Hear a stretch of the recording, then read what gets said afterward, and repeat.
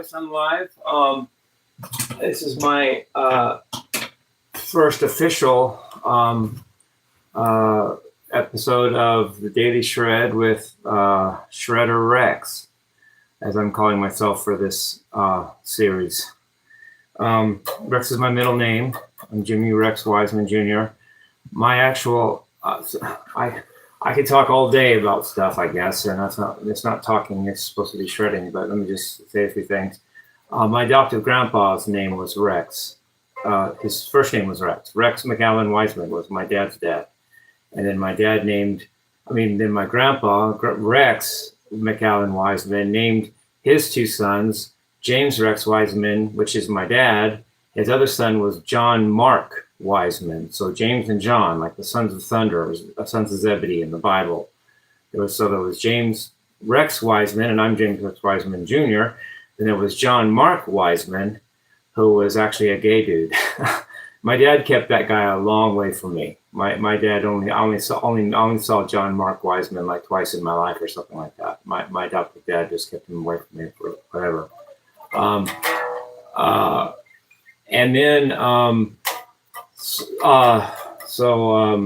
middle name was Rex, so it's Shredder Rex. There was a cartoon series in the day, and I know Paul Gilbert was born a month before me to the day. He was 11/6/66, and I'm 12/6/66.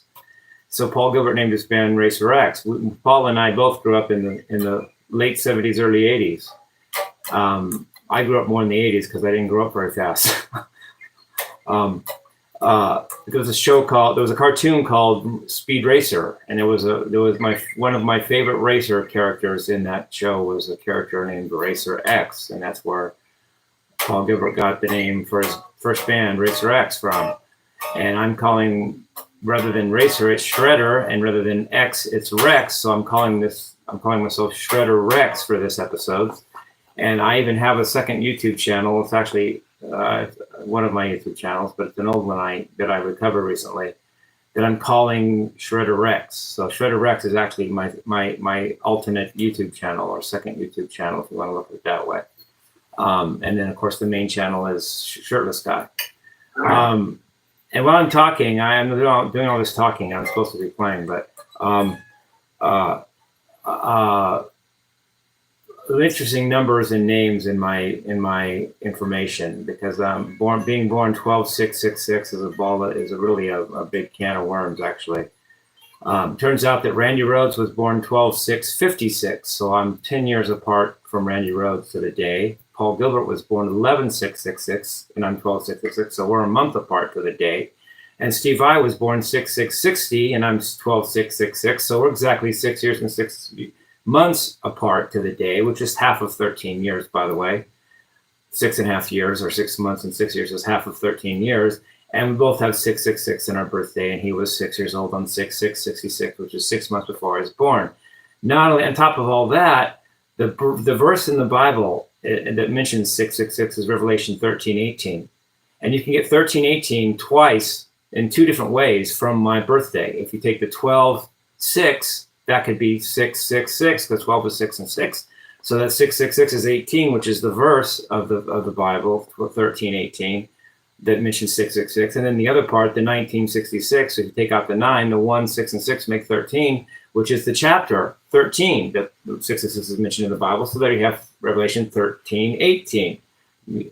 Or you can take the 666 part of my birthday as the 18, and that's the verse that 666 is mentioned, and then take the 12, the month, and the 1 of the year, because it's 1966, and that 12 and 1 make 13, which again is the chapter 13:18, where 666 is mentioned in the Bible. So there's two ways of breaking down my birthday if you take out the 9 into 13 and 18. And that's literally the verse and chapter and verse that mentions 666 in the Bible. And my birthday has 666 literally in it, and 12 is 6 and 6, which is another couple of sixes. So you could actually look at it as 5 6s with then 1 added. Ooh, wow, that's not a lot of stuff there. Plus, Rex means king in Latin. That's why they called it. That's why the worst dinosaur ever was called Tyrannosaurus Rex, which meant tyrant king. Tyrannosaurus means tyrant, and Rex means king. And then wise man is in the three wise men, but wise men is a tricky word. It doesn't have to be. There's several types of wisdom. You could have worldly wisdom, like the three wise men were actually astrologers. They weren't wise in God or wise in Jesus. They were wise in astrology and numerology. That's what they were Chaldean astrologers. But that's still one way of being a wise man. The other kind of wise man is like the Solomon figure, where he's a godly wisdom and knows how to divine justice for God and Jesus and all that. And there's a different kind of wisdom, godly wisdom. So who knows which way to take, if it's one or the other or even both, the ways of treating my last name, Wiseman, what that even means. I'm not even sure what it means because I don't even consider myself wise. What does it even mean? I don't know, but whatever. Let's just go with that. I owe Belinda Clark I have a funny feeling I owe, by unwritten implication, a version of Sweet Child of Mine where I do more of the solo right, like Slash or whatever. That won't even be a problem for me. Someone suggested it in one of my comments, and I agree. So Belinda, you don't like me, you don't like my playing. Well, I'm gonna deliver, hopefully, at least that's my plan, a better version of Sweet Child of Mine, where I play more of the solo the way Slash does. He's never been one of my favorite, like, I gotta play like that dude players, but somebody suggested I just learn the damn thing and play it that way. So I'll see what I can do. Belinda, it's coming. Sorry for your disenchantment with me about that or something else or both. I don't know, but thank you. It's coming, Belinda. I'll do a more official, better, polished take of Sweet Child of Mine soon. Maybe even after this jam here. So love you guys. Peace, rock and roll. So anyway, I'm using my Radarator here. My Radarator, the beta version. It's not the best version, but it works.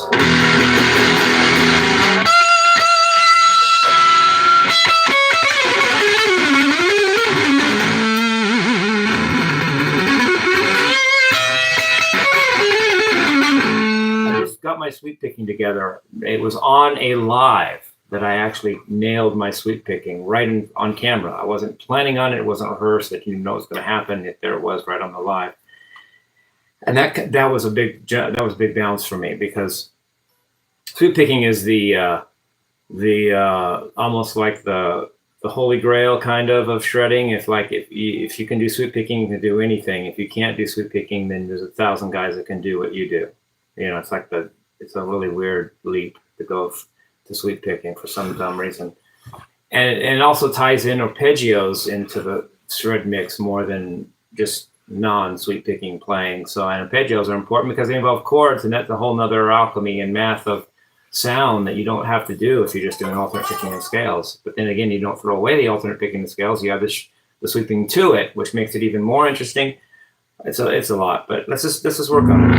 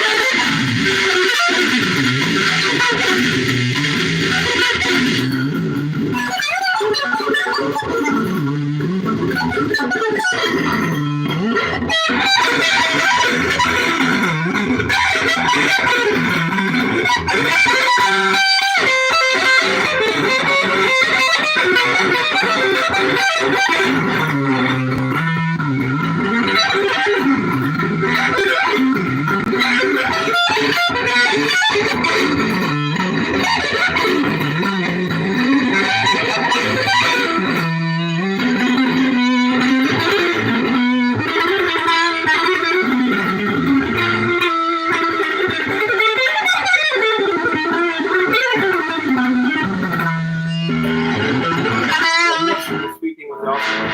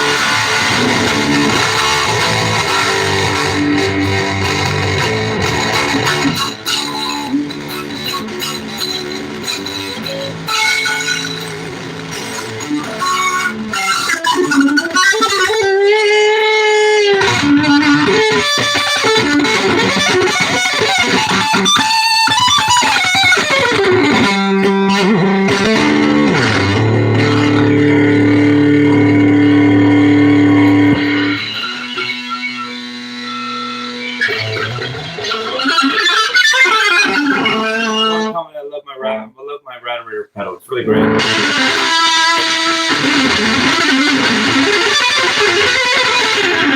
But get one soon. They're great.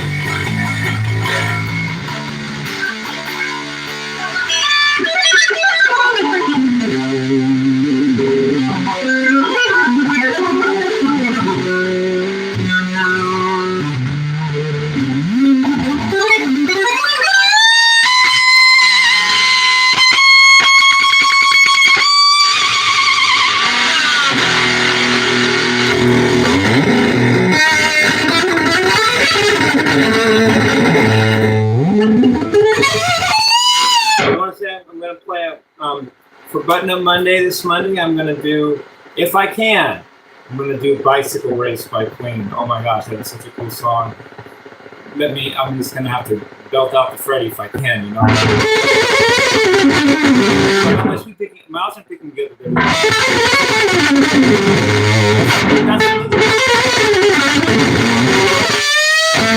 lazy, don't pick that hard.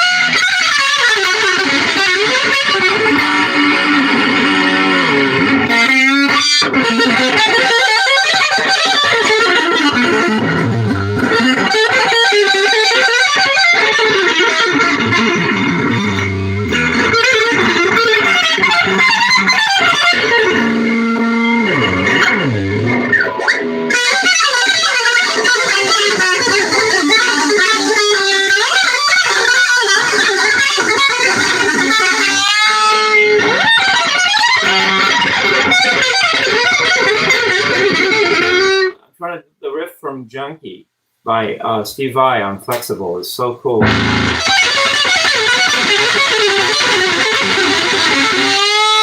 I don't know, I forget which key it's in, but it's something like that. It's a 2-string lick with 3 notes per string, descending on the neck.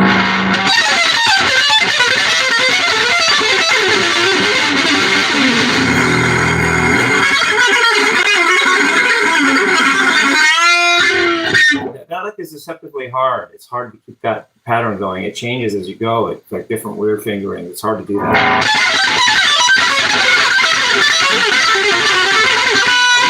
It's like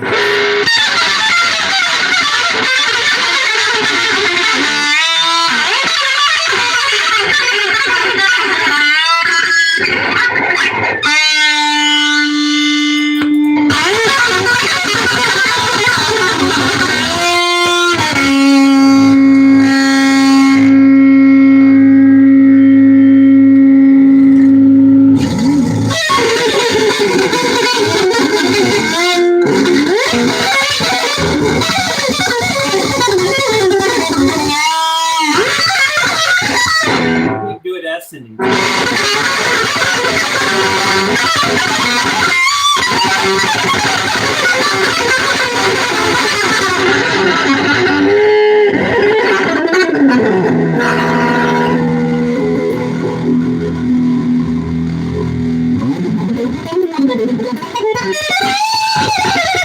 Got my tone down, so there's not as much tone. It's more the impedance, less signal. More impedance on the signal, which means less current or less power or something.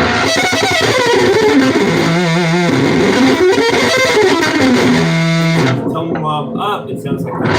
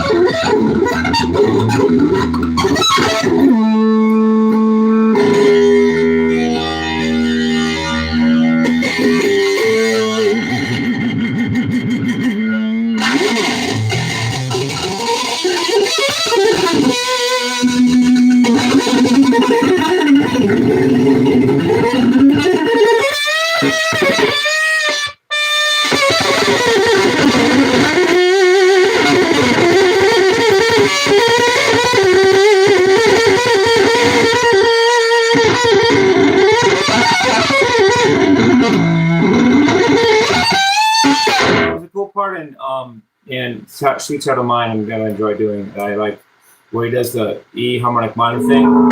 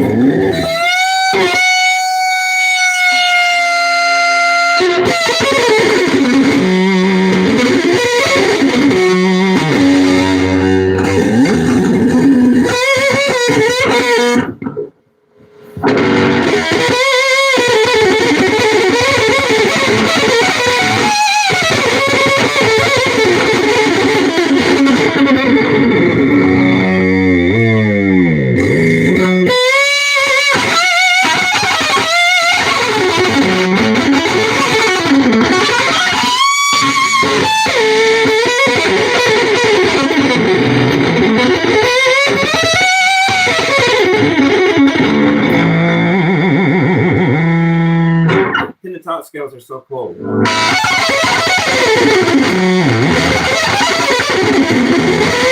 Keep guitar from getting too cerebral sometimes. You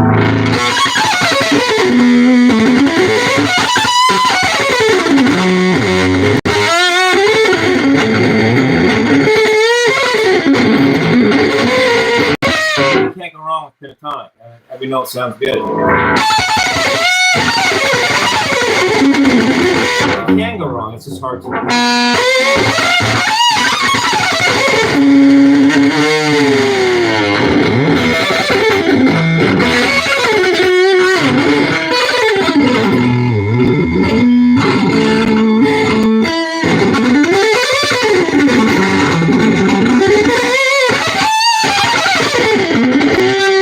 Paul Gilbert called the E minor pentatonic scale the scale that would not die. He called it that. It was so prevalent in music.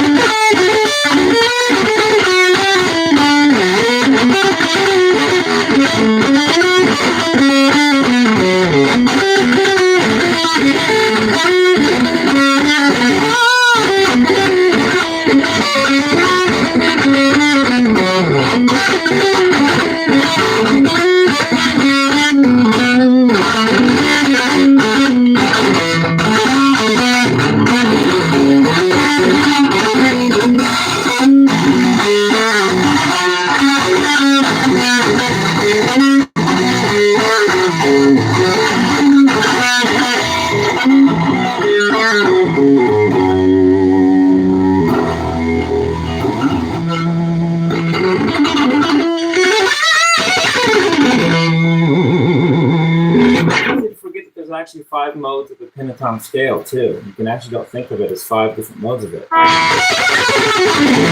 Here's the weird mode of the pentatonic scale. It's E. We'd have to have a name, but there's no name for it yet that I can think of. It'd be like playing a B minor pentatonic scale, but with E as the root. I don't know what's that called. I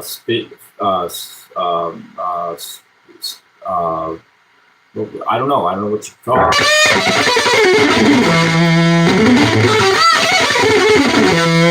I have 5 names for the pentatonic modes.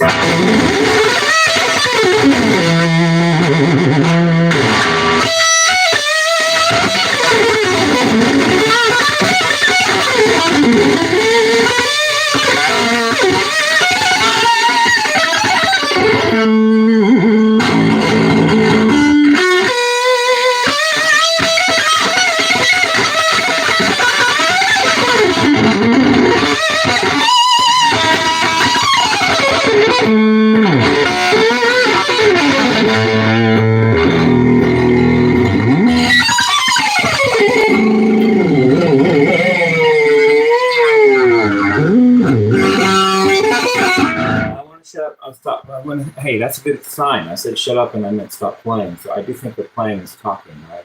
I just said I'm going to shut up and I meant stop playing for a second. I want to talk about some of the ways I amalgamate my style from my influences.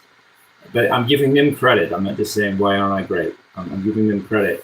I have like 5 big influences that I can see in my mind when I think of my guitar playing. In the middle kind of is Yngwie Malmsteen on one side and Eric Johnson on the other. Yngwie Malmsteen does harmonic minor scales. Eric Johnson does minor pentatonic scales and major scales. Different ball of wax. Yngwie Malmsteen does sweep picking with mostly close position arpeggios, meaning the notes are closer together as far as the voicings. Eric Johnson, and that's sweep picking. Eric Johnson does wide voicing with string skipping. Arpeggios are more wide voice, and it's string skipping. So that's a different technique. That's a different voicing. And they both play Stratocaster. That's interesting to me, which is what Ritchie Blackmore played, and it's what Jimi Hendrix played. And both kind of got it from that tradition, I have a feeling. Anybody talked about that.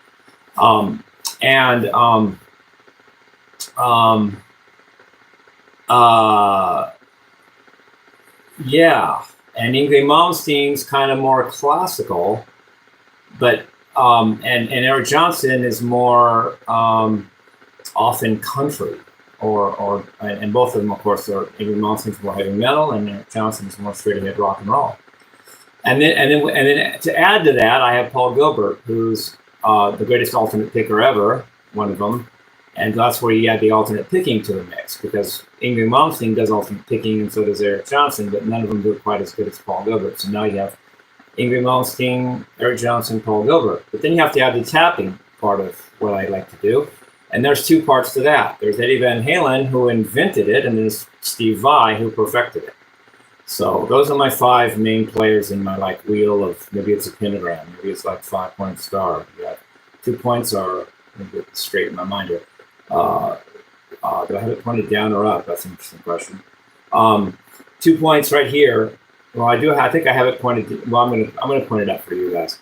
So I have Yngwie Malmsteen, I have Eric Johnson, and then I've got Eddie Van Halen and Steve Vai, and then Paul Gilbert on top. There's no really direction to it, and there's no reason why anyone's top is better than the sides. But it's like a 5-pointed star, where I see Paul Gilbert, Eric Johnson, Yngwie Malmsteen, Steve Vai, and Eddie Van Halen. If you have those 5 players with what I just mentioned, and then as far as the tapping thing,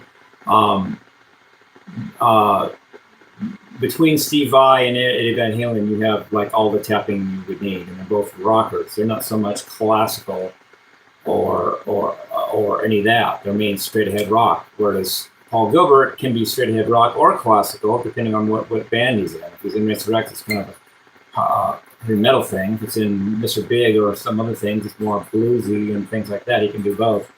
So I think it's interesting. I wanted to bring up my influences, and yes, Belinda Clark.